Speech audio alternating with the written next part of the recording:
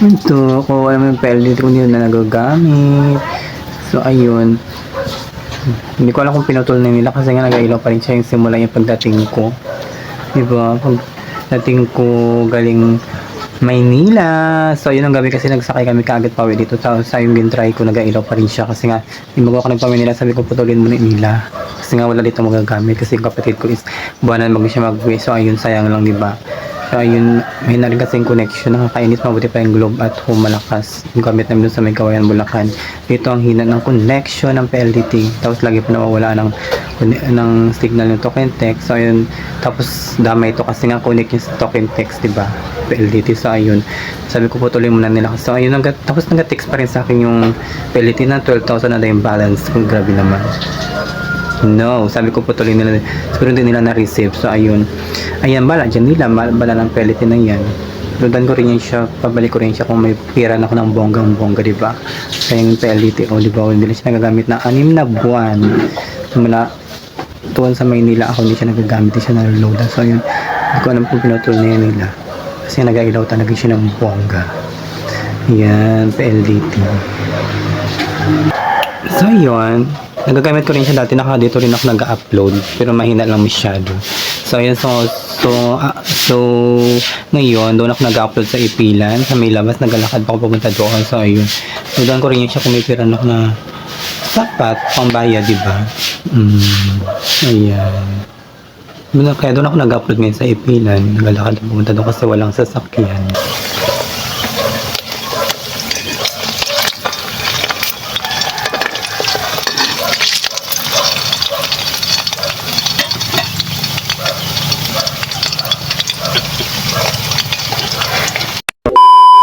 Hi guys, what's up? Welcome back to my YouTube channel. This is Berto of Sudan. Kung ikaw pa nakasubscribe mo, nakalimutan mag-subscribe and pahit naman ang notification bell para lagi kayong updated sa aking video. So ngayon, for today's video ay hapon ng mga katumpak. So ayun, siguro magaluto ako ng ulam. Ito mga katumpak is lunch unit. Mag-update tayo ng lunch unit pati. Siyempre, unahin mo natin ng itlog. Ito yung ulam namin ngayong hapon. Ayan, itlog. So ayun, siyempre, ito yung lunch unit, Ayan. So, yun, syempre, mainit na siguro yung kawali. Kanina pa yung nakasalang. Si mother kasi nagbili pa siya ng mantika. Siyempre, lagyan po natin siya ng mantika. Maliit lang muna kasi unahin natin ng itlog. Diba? Wait lang. Tatakpan muna. Ibabalik muna natin dito. Pasensya na sa mga naka-design dito ng mga nakikita nyo sa paligid sa may bahay. Kasi nga, di ba? Ay, ano ba yan? Di pa kasi ka nakaligpit. Ay. Unahin natin ng itlog, magprito tayo ng itlog ngayon kasi nga ito yung ulam namin ngayon. Wait lang. Iyan natin ng sibuyas bawang. Kain mo na yan, may ulam naman tayo ngayon. So yun, syempre magprito na tayo ng itlog mga guys. A few moments later. Ano pa yung kawali, kaya lagay pa natin ng bawang. Ayan, bawang. Dito. Ito na pamprito natin. Ipirito pa natin ng sibuyas. Ganun talaga yan ngayon. Iba na ngayon kasi puro ito ng itlog lalagyan ng sibuyas, bawang, paminta pa nga. Kasi nang wala na.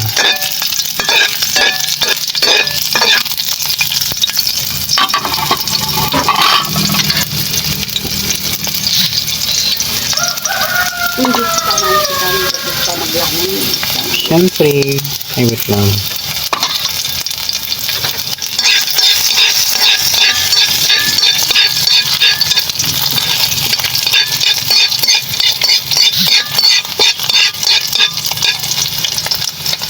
Ayan, lagyan natin ng itlog.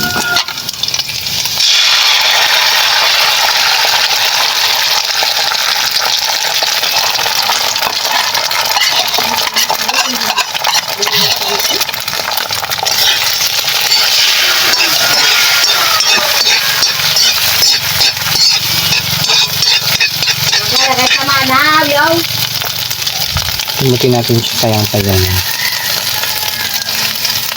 Yung ulam namin ngayon, ano ba yan? Pasensya na sa maingay, na naman.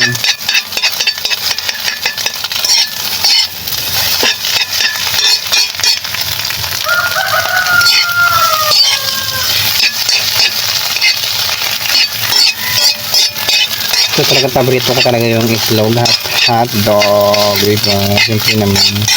Siyempre kung paborito mo yung itlog, kailangan may hotdog, ganon.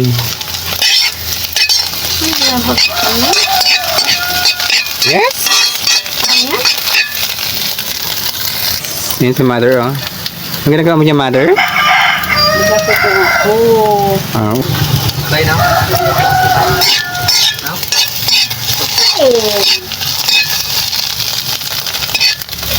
Ito na ba ito siya?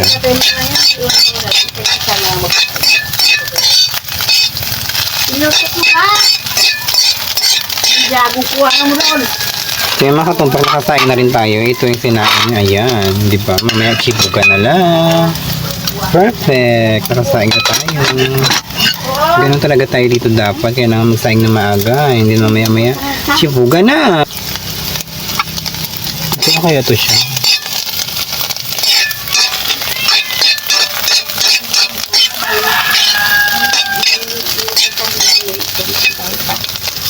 Okay na to siya. Ito na. Nakita mo, wala na. Kahit natira, ikatay mo, kinuha niya pa doon. At ilalagyan, pati yung sampo dyan, kinuha lima.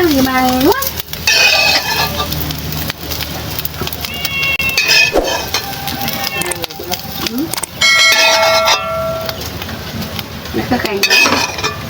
Nakakain ka? So yan guys, syempre tapos na tayo magluto ng itlog. Kaya ngayon magluto naman tayo ng ng lancho meat. Lagyan naman natin ng mantika. Tama na yan. Ganun lang oh.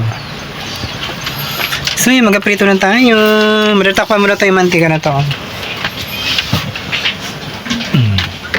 Ito na yan. Tcharam! Tapon ko muna yan dyan.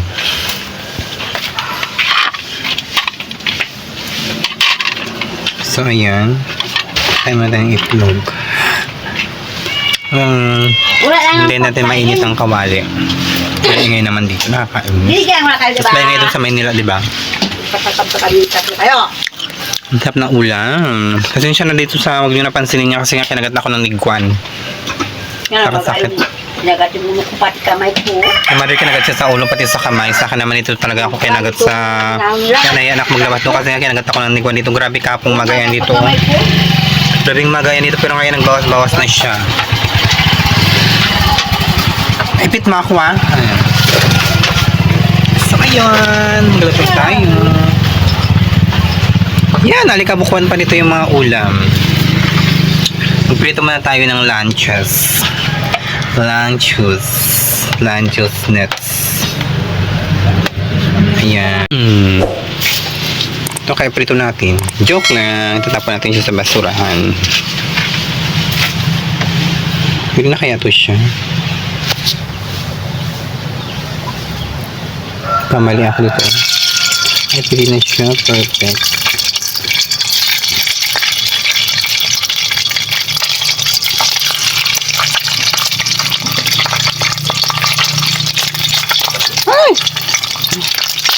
Aray. Meron tayo sa kumantika. Kasi siguro mainit.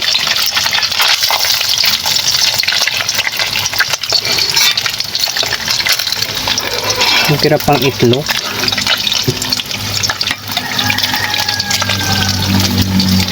Ayan, golden brown lang muna natin. Ipa-brown muna natin. Ang buwan ka para luto na siya. Ayan, wala pa din.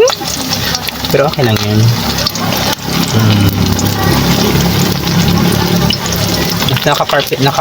Dito talaga yung mga paborito ng pamangkin ko doon sa Maynila, yung kinakain nila doon. Luncheon tapos inaluan siya ng itlog. Ito yung paborito nila, tapos yung sausaw sa ketchup. So ayan, may dala akong ketchup. Ito pa yung dala ko galing sa Maynila, galing sa ate ko doon sa may Kawayan, Bulacan. Thank you. Diba? Walang namin niluto ngayon. Yung isa kasi naluto na nakaraan yung pagdating ko, tapos kinabukasan niluto agad ni tatay kasi nga yung kumain ng ganun. Kaya yung isa ito, bago pa lang siya niluto ngayon kasi wala kaming ulam ngayon, kaya ito na lang lulutuin ko tapos sabayan sinamahan ko siya ng itlog para perfect na pakasarap, diba? Pasensya na po sa napakaingay na paligid ng mga manok, mga aso, lahat ng mga hayop na ano, mga aso na narinig niya. Pasensya na po, maingay talaga po dito sa mga kapitbahay ng mga alaga nila. Number 3 doon natin. Wala pa.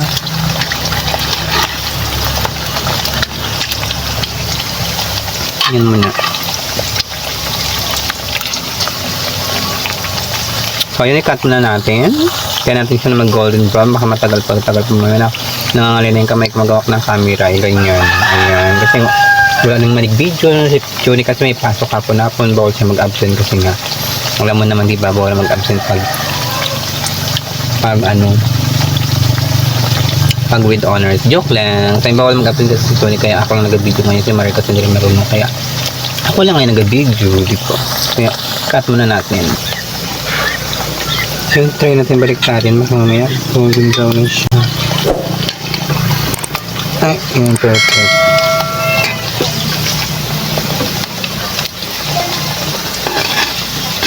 Ito yung isa.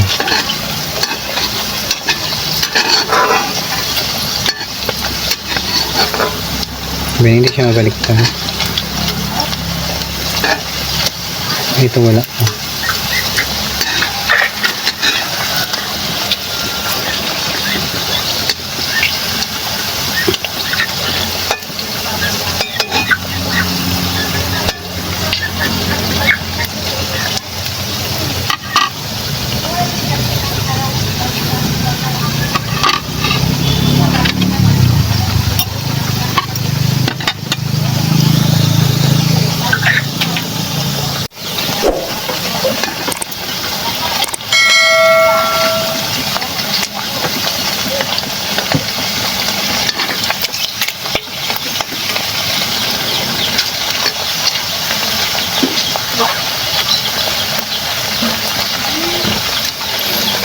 Hindi malapit na siya maluto.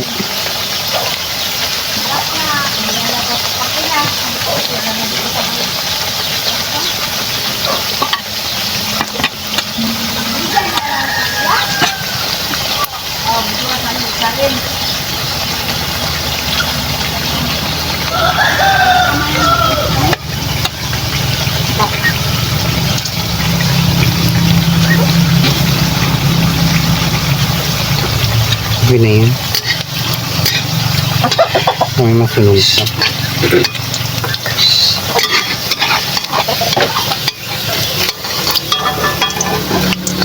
Ate ko, parang pag-tutuan. Ito niya ko muna pa?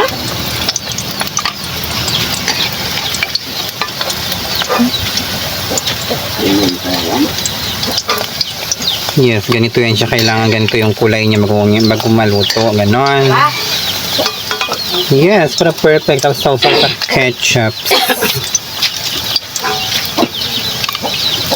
Wala ko lang kasi naligaw. Nalit ko mamaya yun doon. Yaman.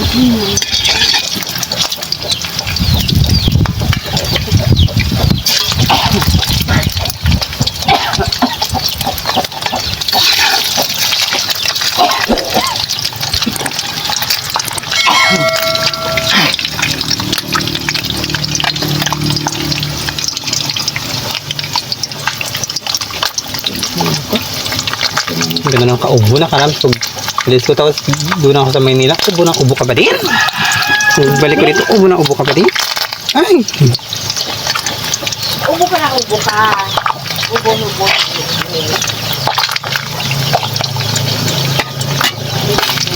Ay, kabaw ka. Sakit. Matalsi ka naman yung mukha ko naman. Tika. Okay na po siya. Tagas-tagasin mo natin ng mantika. Lagyan natin tanggalin. And then, lagyan natin siya. Cut na natin. Pando natin siya kung perfect.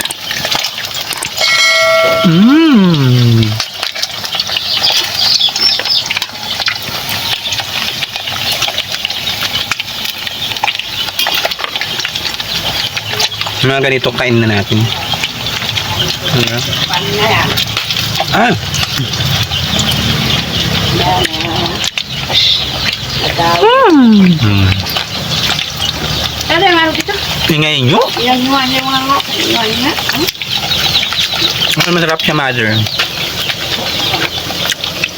Di ba nakaulam ka lang ganito? Yan wala. Sarap. Napawisan na si Bakla. Ang paling ligo.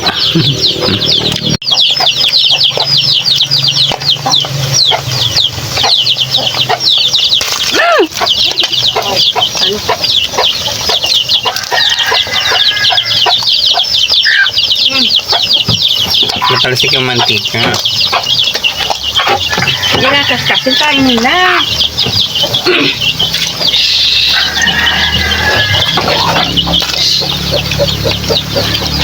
Ito lang grabe na parang ito. Ano magawa mo dyan? Isangin ko nga ito. Bakit? Nagpampaputi ba yan? Yes. Anong pangalan niya? Mayra.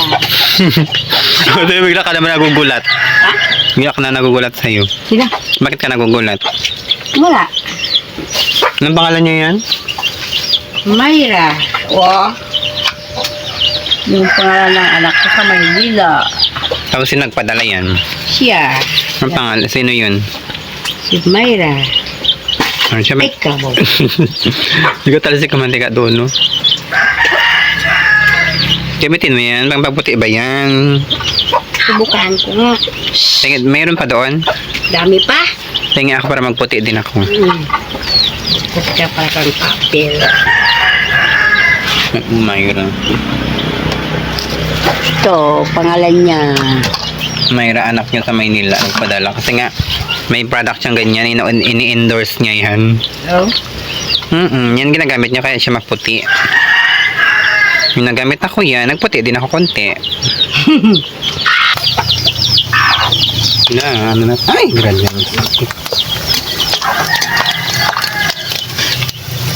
Lagay ko sa silogin. Lagay ko para ma-silogin.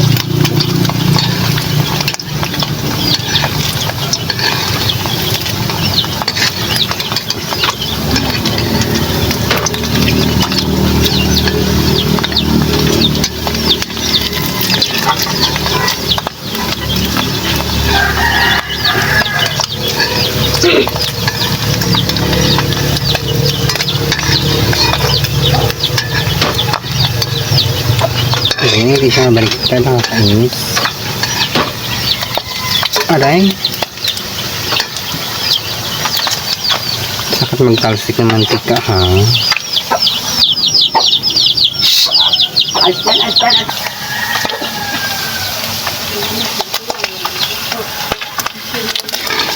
Sakit talaga. Ano ba yun?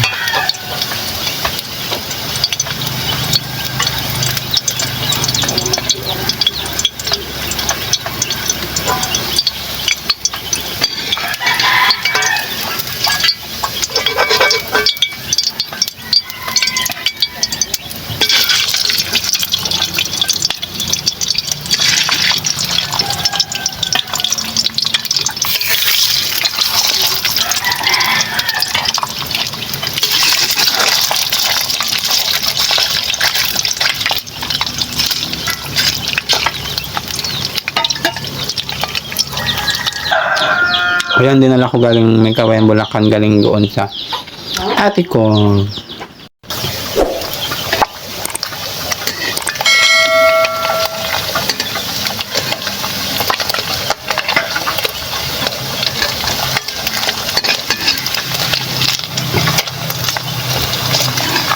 Ngayon siya.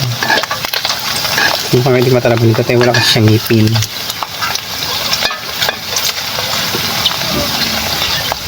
Yan, tayo muna natin siya na maluto talaga.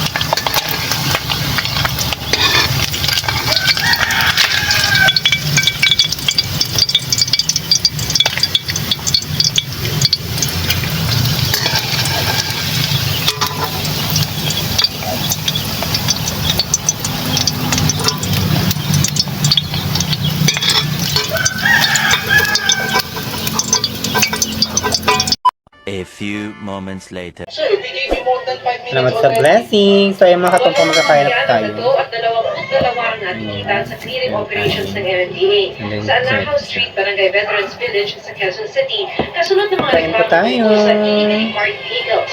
Hindi na mabilang ng MMDA kung ilang beses na sila nag-clearing operations dito.